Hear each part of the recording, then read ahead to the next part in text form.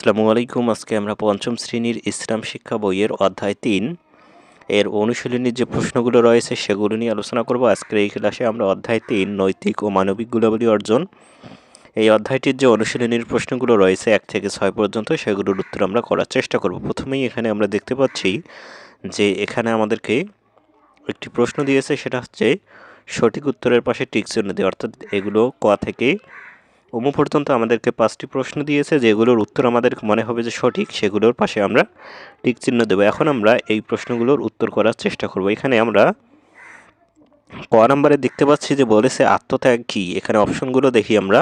অপশনগুলো হচ্ছে 1 নম্বর নিজের লাভ চাওয়া, 2 নম্বর অন্যের ভালো চাওয়া, 3 নম্বর হচ্ছে নিজের পছন্দের কিছু ত্যাগ করা, আর 4 নম্বর হচ্ছে শুধু নিজের কথা ভাবা। তো এটার উত্তর হিসেবে আমরা দিতে পারি নিজের পছন্দের কিছু ত্যাগ করাই হচ্ছে আত্মত্যাগ। এরপর পরবর্তী প্রশ্নটি হচ্ছে খ নম্বর প্রশ্নটি হচ্ছে পারস্পরিক শ্রদ্ধাবোধ কী ধরনের গুণ। তো এখানে অপশন দিয়েছে মানবিক, 2 নম্বর দিয়েছে সর্বোত্তম, 3 নম্বর দিয়েছে স্বভাবজাত এবং 4 নম্বর নৈতিক। তো পারস্পরিক শ্রদ্ধাবোধ হচ্ছে একটি মানবিক গুণ হিসেবে আমরা দিতে পারি। 2 নম্বরের উত্তর হিসেবে আমরা কী দেবো, পারস্পরিক শ্রদ্ধাবোধ কী ধরনের গুণ, একটি মানবিক গুণ। 3 নম্বর গ নম্বর প্রশ্নটি হচ্ছে তোমার বন্ধুর সঙ্গে পরমত সহিষ্ণুতার গুণ কিভাবে চর্চা করবে। তো এটার উত্তর হিসেবে আমরা যেটা দিব, তার আগে আমরা অপশনগুলো একটু দেখে নিই। 1 নম্বর অপশনটি হচ্ছে তার সঙ্গে দ্বিমত পোষণ করে, তার মতামত ও দৃষ্টিভঙ্গির প্রতি সম্মান প্রদর্শন করে। 3 নম্বর দিয়েছে তার মতামতকে উপেক্ষা করে এবং 4 নম্বর হচ্ছে তাকে মতামত প্রদানে নিরুৎসাহিত করে। তো এখানে যে অপশনগুলো দিয়েছে তার মধ্যে সঠিক উত্তর হিসেবে আমরা অপশন 2কে বেছে নিব, সেটা হচ্ছে তার মতামত ও দৃষ্টিভঙ্গির প্রতি সম্মান প্রদর্শন করে। এরপর আমরা পরবর্তী প্রশ্নটি নিয়ে আলোচনা করব। পরবর্তী প্রশ্নটি অর্থাৎ হচ্ছে ঘ নম্বর প্রশ্নটি। ঘ নম্বর প্রশ্নটি হচ্ছে যে দেশপ্রেমে উদ্ধৃত হয়ে আমরা কোন কাজটি করব। এখানে আমরা দেখতে পাচ্ছি যে দেশের আইন শৃঙ্খলা মেনে চলবো, নাকি দেশের মানুষের দোষ ত্রুটি খুঁজবো, নাকি দেশের ব্যর্থতাকে উপেক্ষা করব, নাকি দেশের অকল্যাণ মেনে নেব। তো এটার উত্তর হিসেবে আমরা কোনটা দিব বলতো, 1 নম্বর অপশনটি আমরা বেছে নিব। এটা হচ্ছে দেশের আইন শৃঙ্খলা মেনে চলবো। এরপর দেখো নম্বর প্রশ্নটি হচ্ছে পারস্পরিক শ্রদ্ধাবোধের সুফল কী। এখানে অপশন দিয়েছে পরোপকার, দানশীলতা, দেশপ্রেম, নাকি সুসম্পর্কতা। এটার উত্তর হিসেবে আমরা দেব সুসম্পর্ক। পারস্পরিক শ্রদ্ধাবোধের যে সুফল সেটা হচ্ছে সুসম্পর্ক বজায় থাকবে।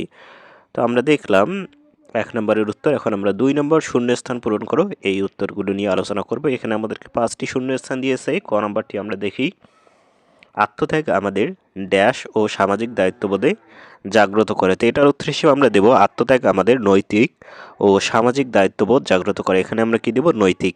এরপর খ নম্বর দেখো, সমাজের প্রতিটি মানুষকে তার নিজ অবস্থান অনুযায়ী ড্যাশ করতে হবে। তো এখানে আমরা যেটা দেব সেটা হচ্ছে সম্মান।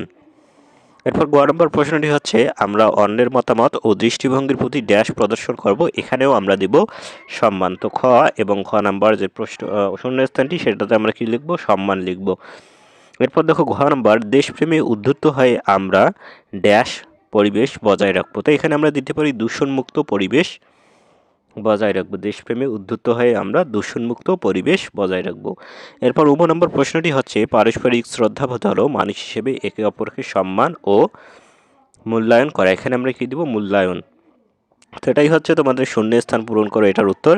এখন আমরা এখানে 3 নম্বরে দেখতে পাচ্ছি আমাদেরকে আরও একটি প্রশ্ন দিয়েছে, সেটা হচ্ছে বাম পাশের সাথে ডান পাশে মিল করেন। অর্থাৎ বাম পাশে কিছু বাক্য দিয়েছে, সেগুলোর সাথে ডান পাশের কোটা মিল হবে, সেটা আমাদেরকে মিল করতে হবে। তো এটার উত্তর হিসেবে আমরা মূলত যেভাবে মিল করব, তো এখানে তোমাদের জন্য আমি বাম পাশে এবং ডান পাশটা মিল করে দিয়েছি। ক নম্বর ছিল বাম পাশে নিজের প্রিয় জিনিস বিসর্জন দেওয়া। আমরা ডান পাশ থেকে যেটা নেব সেটা হলো আত্মত্যাগ। নিজের প্রিয় জিনিস বিসর্জন দেওয়া হলো আত্মত্যাগ। এরপর খ নম্বর নবী রাসূলগণ আত্মত্যাগের, এখানে আমরা ডান পাশ থেকে জেনে নিব সেটা হচ্ছে আদর্শ স্থাপন করে গেছেন। নবী রাসূলগণ আত্মত্যাগের আদর্শ স্থাপন করে গেছেন। এরপর আমরা গ নাম্বার যে বাম পাশ সেটা আমরা পড়ি, আমরা সমাজের ছোট বড় সবার প্রতি শ্রদ্ধাশীল আচরণ করব।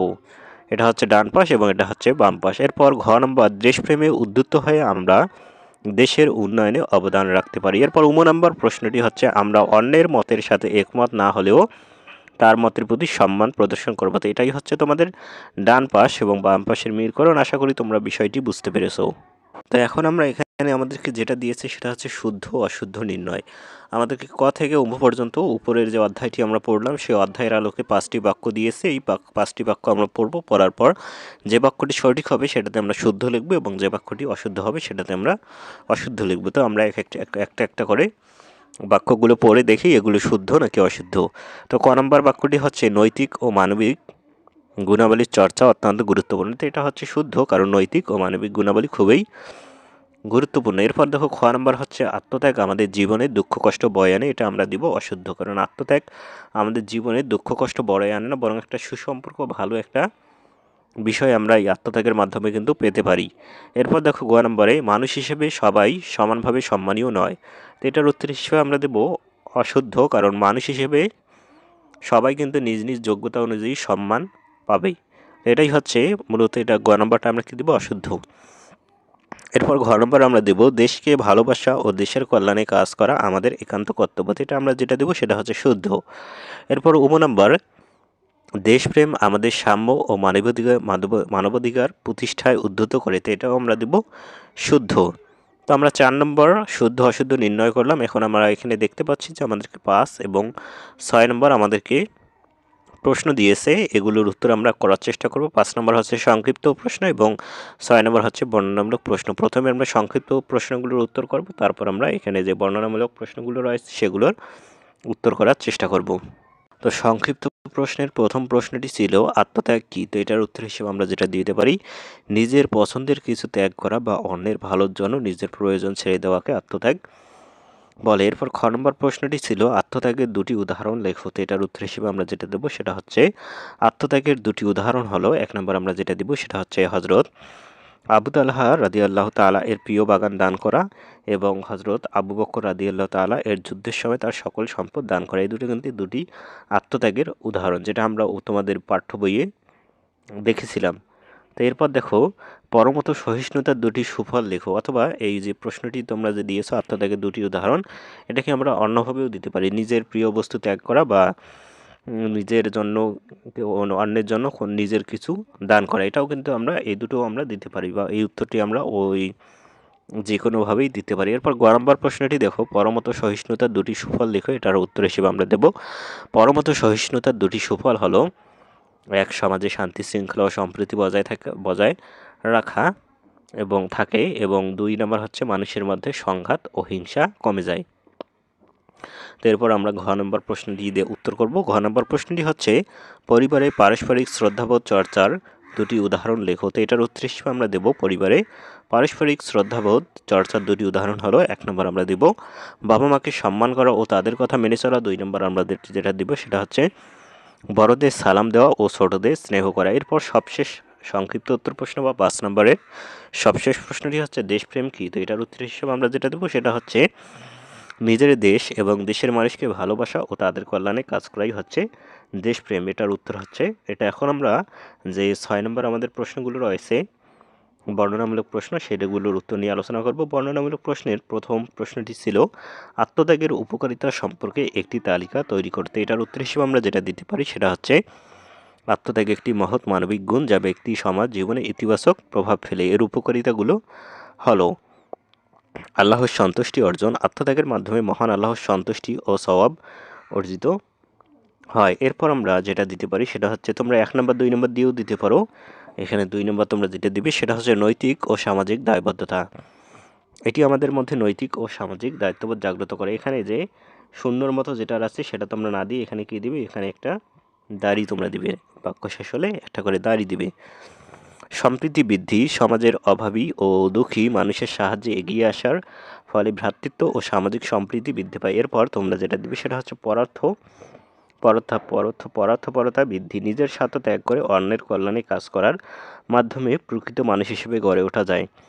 এরপর তোমরা যেটা দিতে পারো সেটা হচ্ছে এখানে দিবে তোমরা অহংকার দূরীকরণ, নিজের প্রিয় বস্তু অন্যের কাজে অন্যের জন্য ব্যয় করলে মনের সংকীর্ণতা ও অহংকার দূর হয়। তো এটাই ছিল তো বর্ণনামূলক প্রশ্নের ক নম্বরের উত্তর। এখন আমরা এখানে খ নম্বর প্রশ্নটি দেখতে পাচ্ছি, বলা হয়েছে পারস্পরিক শ্রদ্ধাবোধ সম্পর্কিত 4টি কাজের বিবরণ দাও।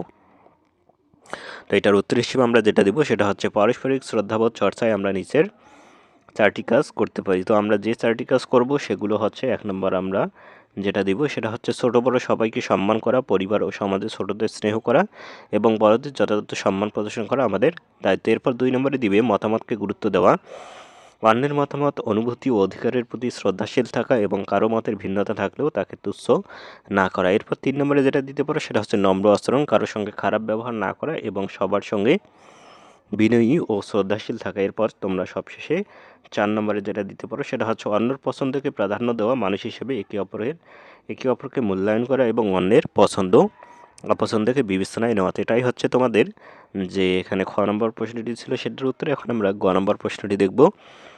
নবী ও সাহাবীগণের দৃষ্টান্তের আলোকে কিভাবে পরমত সহিষ্ণুতা অনুসরণ করবে। তো এটার উত্তর হিসেবে আমরা দেব নবী ও সাহাবীগণের জীবন থেকে শিক্ষা নিয়ে আমরা নিম্নোক্তভাবে পরমত সহিষ্ণুতা অনুশীলন করতে পারি।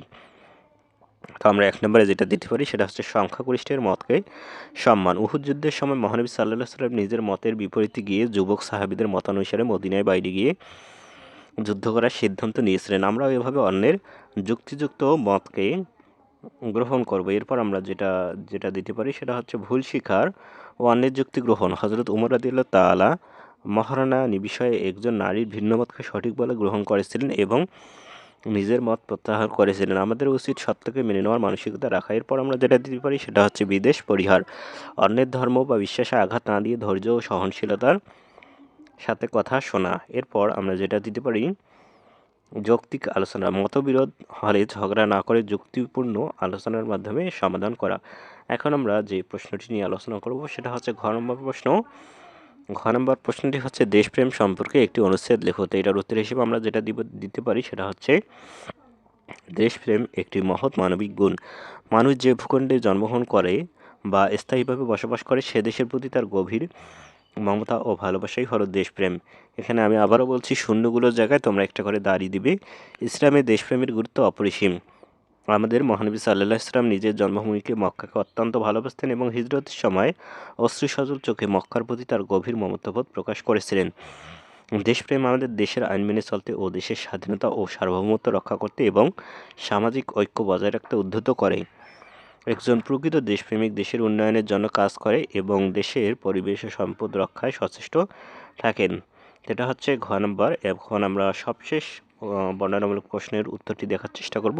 সবশেষ নম্বর প্রশ্নটি হচ্ছে, তুমি দেশপ্রেমে উদ্ধত হয়ে প্রাকৃতিক ও সামাজিক সম্পদ কীভাবে সংরক্ষণ করবে। তো এটার উত্তর হিসেবে আমরা দেব দেশপ্রেমে উদ্ধত হয়ে আমি প্রাকৃতিক ও সামাজিক সম্পদ সংরক্ষণের দেশের পদক্ষেপগুলো নেব। আমরা 1 নম্বর 2 নম্বর দিয়ে দিতে পারি। আমরা 1 নম্বর দেব জাতীয় সম্পদের অপচয় রোধ, পানি, বিদ্যুৎ ও গ্যাসের মতো জাতীয় সম্পদের অপচয় করব না এবং প্রয়োজনের পর এগুলো বন্ধ রাখবো। এরপর আমরা 2 নম্বরে যেটা দেব সেটা হচ্ছে পরিবেশ পরিচ্ছন্ন রাখা, যেখানে সেখানে ময়লা আবর্জনা ফেলবো না এবং দূষণমুক্ত পরিবেশ বজায় রাখতে সচেষ্ট থাকব। এরপর বৃক্ষরোপণ, পরিবেশের ভারসাম্য রক্ষায় নিয়মিত বৃক্ষরোপণ করব এবং গাছপালার যত্ন নেব। এরপর যেটা দেব সেটা হচ্ছে আইন শৃঙ্খলা মান্য করা, দেশের আইন শৃঙ্খলা মেনে চলব এবং সামাজিক সম্পদ রক্ষায় দায়িত্বশীল আচরণ করব। এরপর আমরা সবশেষে যেটা দিতে পারি সেটা হচ্ছে পরিবেশ বান্ধব কৃষিকাজ, কৃষি এবং প্রাকৃতিক সম্পদ রক্ষায় পরিবেশ বান্ধব কাজের সাথে যুক্ত থাকবো। তো এটাই হচ্ছে মূলত তোমাদের বর্ণনামূলক প্রশ্নগুলোর উত্তর। আশা করি তোমরা উত্তরগুলো বুঝতে পেরেছো। তো আজকের ক্লাসটি এই পর্যন্ত। আজকে আমরা 3য় অধ্যায়ের অনুশীলন প্রশ্নগুলো সমাধান করলাম সবগুলো। পরবর্তী ক্লাসে আমরা 4র্থ অধ্যায় নিয়ে আলোচনা করব। তার জন্য অবশ্যই তোমরা চ্যানেলটি সাবস্ক্রাইব করে রাখবে। ধন্যবাদ।